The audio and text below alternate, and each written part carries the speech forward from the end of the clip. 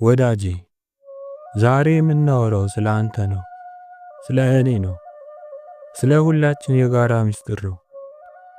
ብዙ ጊዜ በሰው ፊት ስንሆን ቅዱስ እንመስላለን። ልብሳችን ያምራል፣ ንግግራችን ይጣፍጣል። ነገር ግን ብቻችን ስንሆን መብራት ሲጠፋ፣ በር ሲዘጋ በውስጣችን የሚነድ እሳት አለ። የፍትወት ጾር፣ የዝሙት መንፈስ። ይህ ጦርነት ቅዱሳንንም አልተዋቸው። እንቅልፍ የሚነሳ ልብን የሚያቃጥል ተሸነፍ እያለ የሚወተውት ድምጽ። ብዙዎቻችን እግዚአብሔር ትቶኛል ማለት ነው። ለምንድን ነው ይህ ቆሻሻ ሐሳብ ሁሌ የሚመጣብኝ ብለን እንጨነቃለን። ዛሬ ግን መልስ ይዘን መጥተናል።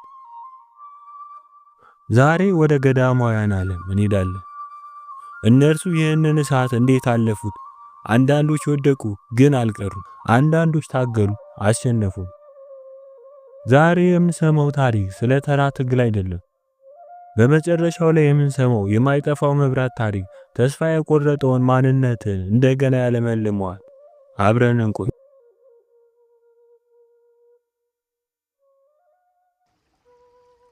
አንድ ወንድም ነበር።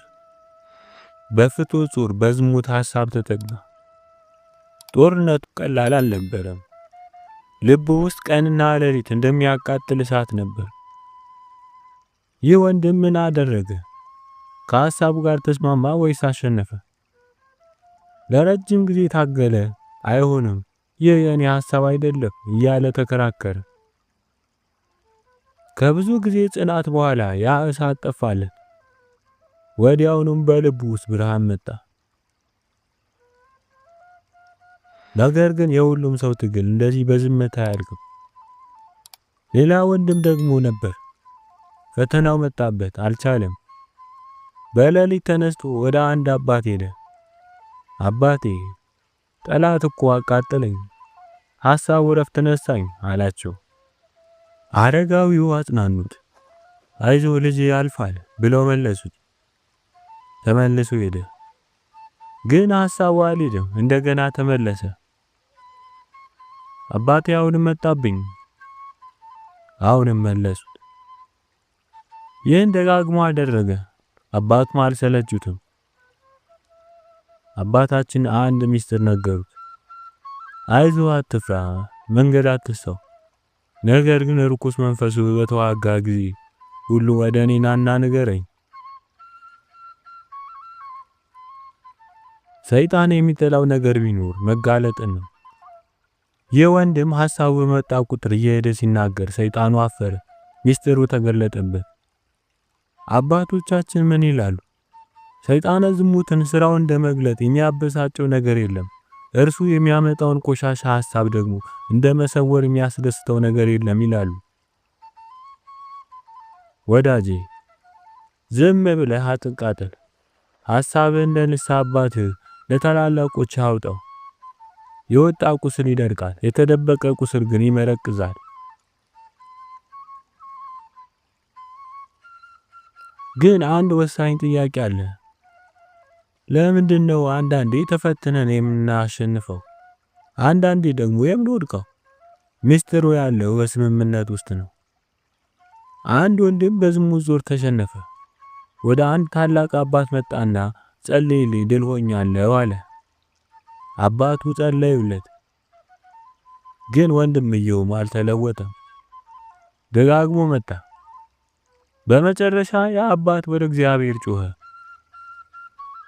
ጌታ ሆይ አንተን ጠይቄህ ያለ እርሱ ግን አሁንም ከፈተና አልተገላገለም። ችግሩ ምንድነው? የዚህን ወንድም ሕይወት ግለጥልኝ። ያን ጊዜ እግዚአብሔር አስደንጋጭ ራእይ ያሳያቸው። ያ ወንድም ተቀምጧል። በአንድ ጎኑ የዝሙት ሰይጣን ተቀምጧል። በሌላ ጎኑ ደግሞ እርሱን ለመርዳት የተላከ ቅዱስ መልአክ ቆሟል። ነገር ግን ወንድምየው ምን እያደረገ ነው? ወደ እግዚአብሔር እየጸለየ አይደለም። በውስጡ ለሚመጣው የዝሙት ሐሳብ ልቡን ከፍቶ እየተዝናና እየተቀበለ ከሐሳቡ ጋር እየተጫወተ ነው። መልአኩ ሊረዳው ይፈልጋል፣ ግን ሰውየው ፈቃዱን ለሰይጣኑ ሰጥቷል። ሰይጣኑ እየሳቀ ነው፣ መልአኩ ደግሞ እያዘነ ነው። አባቱ ይህንን ሲያዩ ችግሩ ከራሱ ከወንድምየው እንደሆነ አወቁ። ጠሩትና እንዲህ አሉት፣ ለሐሳብህ እየተስማማህና ኃይል እየሰጠኸው ያለኸው አንተው ራስህ ነህ። አባቶቻችን ለዚህ ታላቅ ምሳሌ ይሰጡናል። የፍትወት ሐሳብ ልክ እንደ ምግብ ሽታ ነው። በምግብ ቤት ደጃፍ ስታልፍ ጥብስ ይሸታል። ሽታው ያንተ አይደለም፣ ከአፍንጫ ውጪ ነው። በሽታው ተደስተህ እስቲ ገብቼ ልብላ ካልክ ወደ ተግባር ገባ። ነገር ግን ይሽተት እኔ ግን መንገዴን እንቀጥላለሁ ብለህ ካለፍ ሽታው ብቻውን ይቀራል። ክፉ ሐሳብ ሲመጣ እንደዚሁ አድርግ። ሽታውን አትቀበለው፣ አትደሰትበት።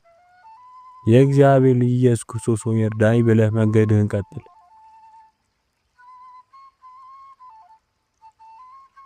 አንዳንዴ ግን ሽታውን አልፎ መሄድ ይከብዳል። አንዳንዴ ጾሩ ከባድ ይሆናል። ያን ጊዜስ ምን እናድርግ? የአስቄስ አባቶች የወሰዱት እርምጃ እጅግ ያስደንቃል። አንድ በብርቱ የሚጋደል ወንድም ነበር። ጠላት ሰይጣን አንዲት መልከ መልካም ሴትን በሐሳቡ እያመጣ አሰቃየው። እንቅልፍ አጣ።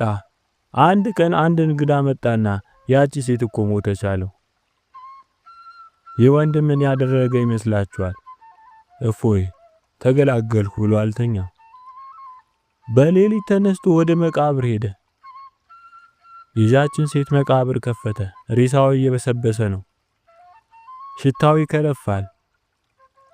አስፉን ጨርቁን አወጣና በዛ በሚከረፋው ሬሳ ላይ አነካካው። ያንን መጥፎ ሽታ ይዞ ወደ ባቱ ተመለሰ። የዝሙት ሐሳብ ሲመጣበት ያንን የሚገማ ጨርቅ አፍንጫው ላይ ይዝና ለራሱ እንዲህ ይለዋል፣ የተመኘው ይኸውልህ አለልህ፣ ተደሰትበት። የምትመኘው ይህንን ትልና ግማት ነው። የተነሳበት ጾር እስኪጠፋለት ድረስ በዛ መጥፎ ሽታ ራሱን ይገስጽ ነበር። ይህ ላንተ ከባድ ሊሆን ይችላል፣ ግን መልእክቱ ግልጽ ነው። ውበቱ ውሸት ነው፣ መጨረሻው ሬሳ ነው። አንድ ወንድም አባቱ ነው ሐሳቡ አሰቃየኝ ምን ላድርግ አላቸው። እሱም እናት ልጇን ጡት ማስጣል ስትፈልግ ጡቷን ሬት መራራ ነገር ትቀባዋለች። አንተም ለዚህ ርኩስ ሐሳብ መራራ ሬት ተጠቀም።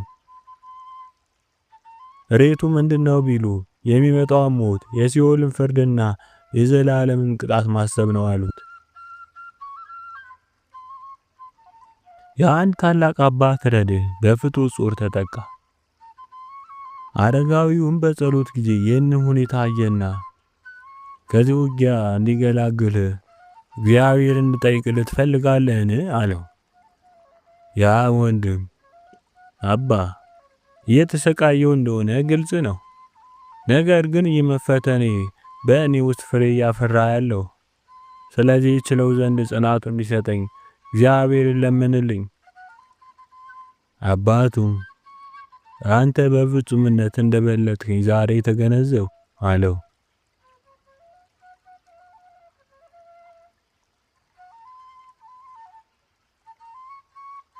አንድ ሰው ሊመነኩስ ወደ አስቄጥስ መጣ። ገና የእናቱን ጡት የጣለ ልጅ ከእርሱ ጋር አብሮት ነበር።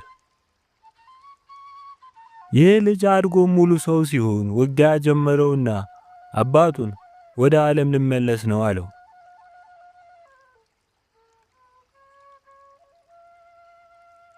አባቱም ደጋግሞ ቢያበረታታውም ቢያጽናናው አባ ከዚህ በላይ ምንም ለማድረግ አልችልም ልሂድ አለው።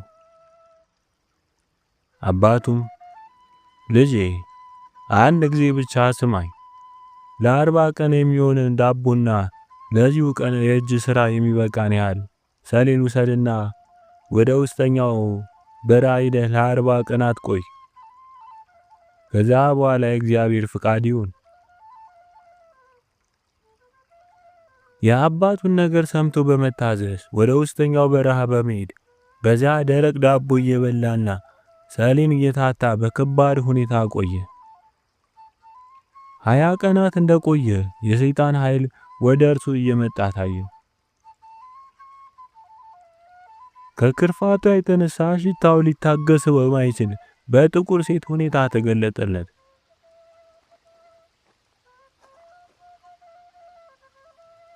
ከክርፋቷም የተነሳ ከእርሱ አርቆ ወደዚያ እልፍ አደረጋት። እርሷም ብዙውን ጊዜ ለሰዎች ልቦና አስደሳች እመስላለሁ፣ አንተ ግን ስለመታዘዝና ስለ ድካም እግዚአብሔር በእኔ ትታለል ዘንድ አልተወህም። ስለሆነ አስጠልታልነቴና መጥፎ ሽታዬን ገልጦልሃል። በዚህ ጊዜ የተነሳና እግዚአብሔርን እያመሰገነ ወደ አባቱ ተመለሰ። አባ ከእንግዲህ ፈጽሞ ወደ ዓለም መመለስ አልፈልግም። የሰይጣን ዝሙትን፣ ኃይሉን፣ ክርፋቱንና አስጸያፊነቱን አይቻለሁና። የሆነው ነገር ለአባቱ ተገልጦለት ስለነበር 40 ቀን ቆይተህና ያዘዝኩን ጠብቀ ቢሆን ኖሮ የበለጠ ነገር ታይ ነበር አለው።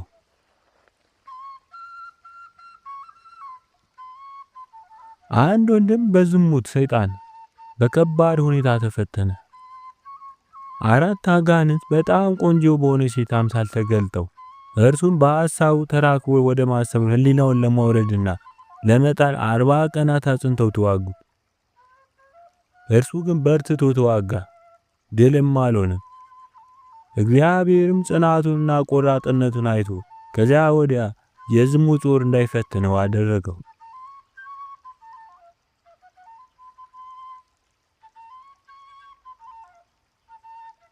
የእስክንድርያው አባ ኪሮስ ስለ ዝሙት ጦር ፈተና ጠየቁት።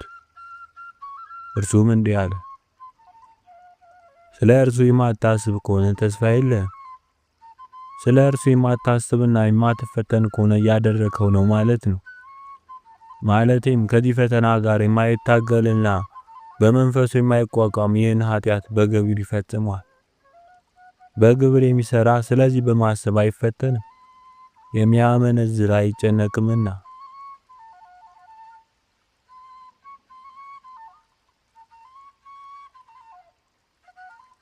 አንድ ቀን አንድ ወንድም አንድን አረጋዊ ሊጠይቀው መጣና ወንድሜ እዚህና እዚያን ያላደከመኝ ተቸገሩ አለው።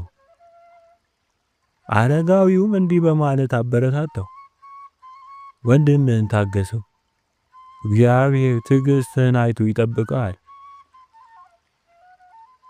ጋኔንን ሊያስወጣው እንደማይችለው ሁሉ አንዱም ሌላውን በሸካራነት በክፋት ሊረዳው አይችልም።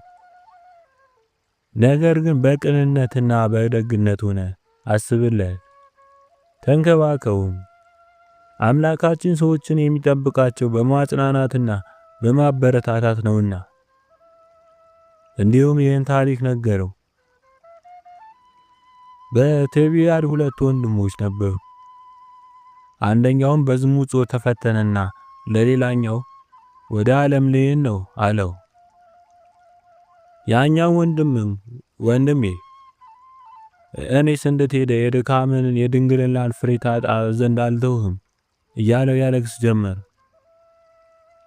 ሆኖም ይህ ወንድም እኔ እዚህ አልቆይም፣ ልሄድ ነው፣ ወይ ከኔ ጋር አብረኝ ሂድና ኋላ አብሬ እመለሳለሁ፣ አለዚያ ደግሞ ሂድና በዓለም ኖር ዘንድ ተወኝ በማለት ከሐሳቡ ሊመለስ አልቻለም።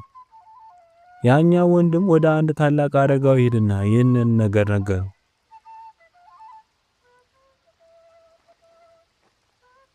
አረጋዊውም እንዲህ አለው፣ አብረኸው ሂድ።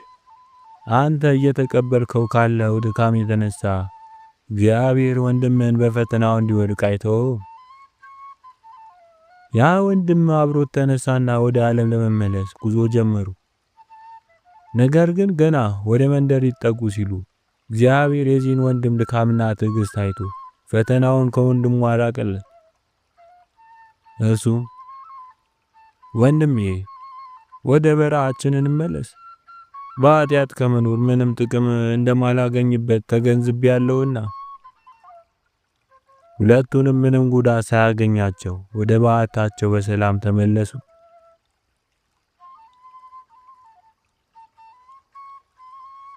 አሁን ወደ ዋናውና ልብ ሰባሪው ታሪክ እንመጣለን። ሰይጣን ሁሌም በዝሙት ብቻ አይመጣም። አንዳንዴ በመልካም ሐሳብ መጥቶ ወደ ዝሙት ይጠለናል። በአንቲኖ አካባቢ አንድ ስመጥር ባህታዊ ነበር። ቅዱስ ነው፣ ብዙዎችን ይመክራል። ሰይጣን ቀናበት፣ ሊጥለው ፈለገ። ግን በቀጥታ በሴት አልመጣበትም። በጣም ረቂቅ በሆነ ምክር መጣበት።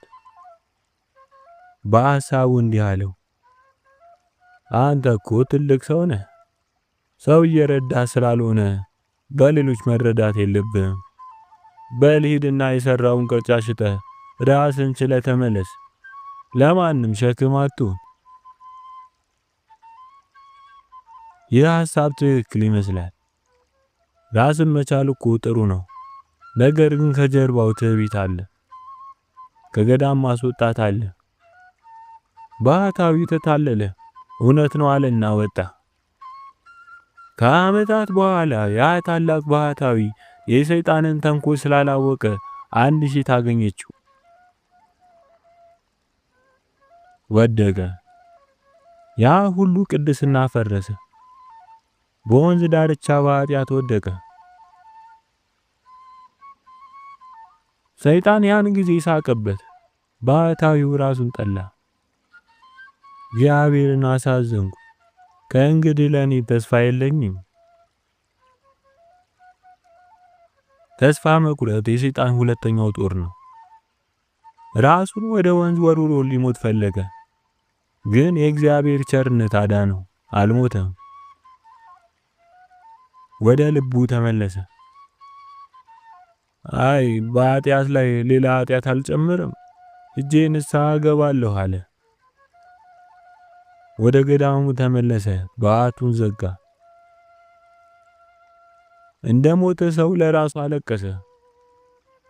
ወንድሞች ሲመጡ ተውኝ እኔ ሞቻለሁ፣ ቀኖና ላይ ነኝ እያለ ለ1 ዓመት አለቀሰ። ምግብ የለም፣ መጠጥ የለም፣ እንባ ብቻ። 1 ዓመት ሞላው።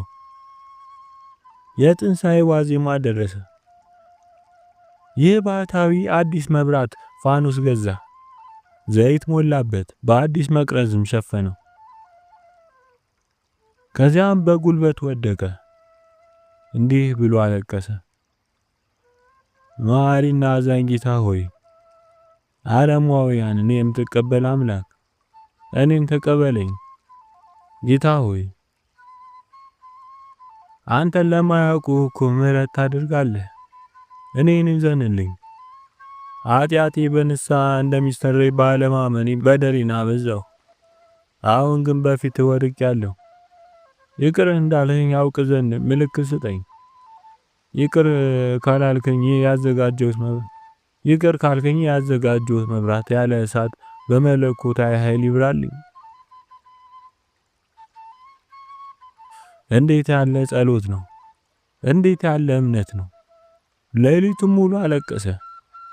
ጠዋት ላይ በፍርሃት ተነስቶ የመብራቱን ሽፋን ገለጠው። አልበራም። አሁንም ወደቀ። ወራዳ ነኝ፣ አልተቀበልከኝም እያለ ለመነ። እግዚአብሔር የተሰበረ ልብን አይንቅም። 3 ጊዜ ጸለየ። በሶስተኛው ሲነሳ መብራቱ በራሱ ጊዜ ድምቅ ብሎ በርቶ አገኘ። የማይቻለው ተቻለ። የእግዚአብሔር ምሕረት እንደ ብርሃን ፈነጠቀለት። ያ አባት በደስታ ተሞላ። ጌታ ሆይ ተቀበልከኝ አለ። ያ መብራት በሕይወቱ ዘመን ሁሉ አልጠፋም። ዘይት እየጨመረበት የንስሐው ምልክት፣ የምህረቱ ማረጋገጫ ሆኖ ኖረ። የወደቀው ባህታዊ እንደገና ተነስቶ ለብዙዎች ብርሃን ሆነ።